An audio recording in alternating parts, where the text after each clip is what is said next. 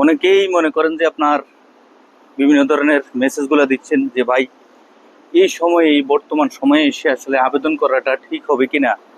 যে পরিস্থিতি বলতে মিডল ইস্টের বিভিন্ন দেশ থেকে, বিশেষ করে কুয়েত থেকে, সৌদি আরব থেকে, দুবাই থেকে, বিভিন্ন দেশগুলো থেকে আসলে কিন্তু অনেকেই কিন্তু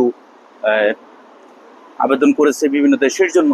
তো তার উপর ভিত্তি করে আসলে বর্তমানে যে ধরনের পরিস্থিতি সৃষ্টি হচ্ছে সেটা আসলে বলার মতো না, আমরা সবাই জানি। তো রোজার মাস, রহমতের মাস, সবারই যেন সম্পূর্ণ সবকিছু ঠিক থাকে। তাছাড়া দুবাইতে যে পরিস্থিতি সেটা আসলে ভয়াবহ একটা পরিস্থিতি।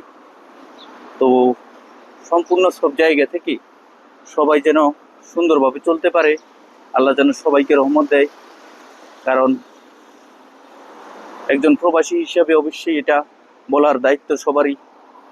সম্পূর্ণ সবকিছু ঠিক রেখে যেন সব সুন্দরভাবে আমরা প্রসেসিংটা করতে পারি। কারণ অনেকেই আশা ভরসা নিয়ে জমা দিয়েছেন।